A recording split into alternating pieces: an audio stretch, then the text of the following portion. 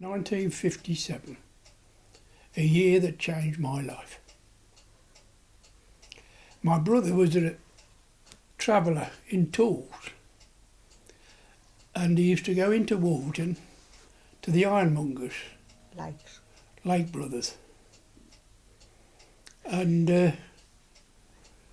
Mr. Lake said to Ernie, my brother, "There's a barber in Church Street. He come from Birmingham. Perhaps you'd know him."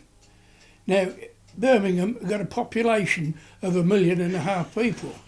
How do you expect people knowing? So Ernie, curiosity, he dropped in, and lo and behold, it was a fella that he used to go to school with. Well, at any rate, he used to go regular when he was in that area, and saw Tom, this was the fella's name, and eventually Tom said to Ernie, "Your brother's a hairdresser, isn't he?" I said, "Yeah." He says, "Would he like a business?" He said, "Well, I'll ask him." He said, "Because I'm thinking of getting rid of this." He said, "Keep it under your hat." So when Ernie broached me, I said, "Wolverton, where's that?" "Oh," I said, "I remember. That's a big wall." I said, "I used to go through there." I said, "When I was stationed on the East Coast, hitchhiking to Birmingham. And the soldiers used to say that was Wibberth, you know. Oh, that's the prison." Inside. Anyway, we got to Stony Stratford, sort of changed our lift and got the old A5, and we were away to Birmingham. But anyway, getting back to the subject of this business, I said, "Oh yes, I've been through Wolverton." He said, "Well, I'll take you down," he says, "and you can have a word with Tom." So the next time he was in that area, we went down there.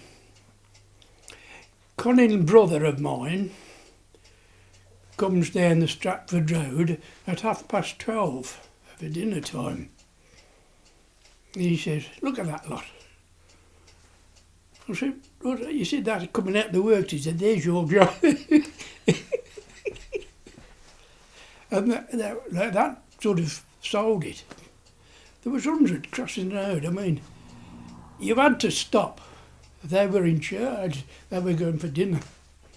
At any rate, eventually I met Tom and we decided, but he wanted to do the old Christmas effort, you see, so we left it for a few weeks. And we found a date that we'd exchange, and it was 1st of April, wasn't it? It was the 31st of March when we got married, wasn't it? Well, we'd been married 6 years. Yes, 6 years. Don't tell him what I said though. Oh well, I got home and I said, "I've got a business in Wolverton." She said, "Has it got a Woolworths?" Oh dear. I said, "No, I'm afraid I'm not going." Thought it was off the map. Any rate, they got a Wolverton in Newport Pagnell, which was few. Oh dear. So eventually we got there, and I left Joan at home with the baby. Like, he was about just turned 3. No, he wasn't. He was nearly 2. Oh, nearly 2. That's it. Yeah, and I stayed at the Vic over the weekend, taking over the premises on the Monday. And they moved out, and my furniture came down the following day. What a game that was. April the 1st. I opened the shop April the 1st and everybody come in. "Oh, I'd heard that old Tom had sold the business."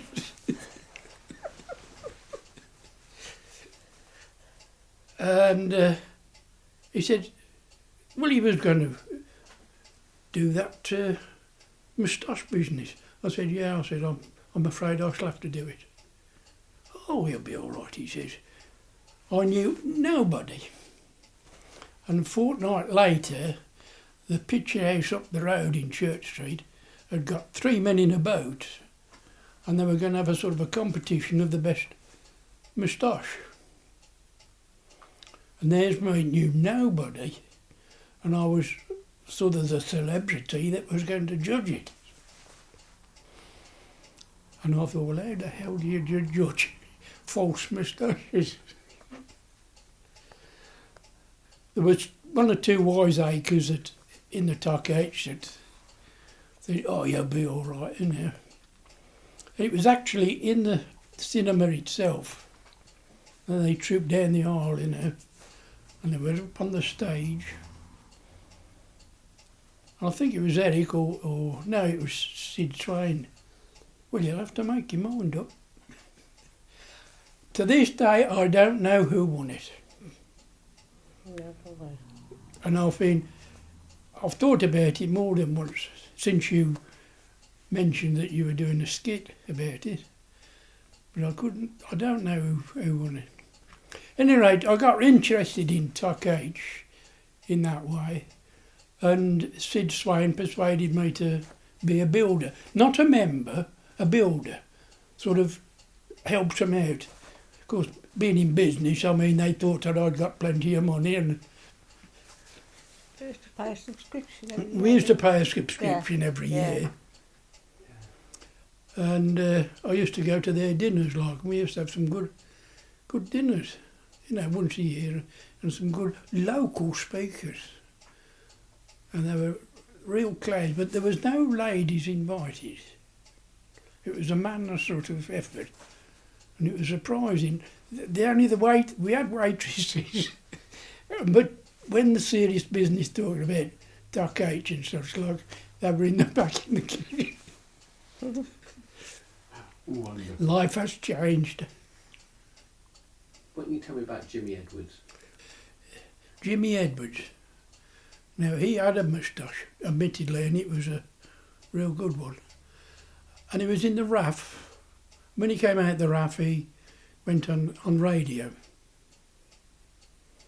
And you never saw him, actually, but his voice was Jimmy Edwards' voice, and you could feel that he was an RAF officer.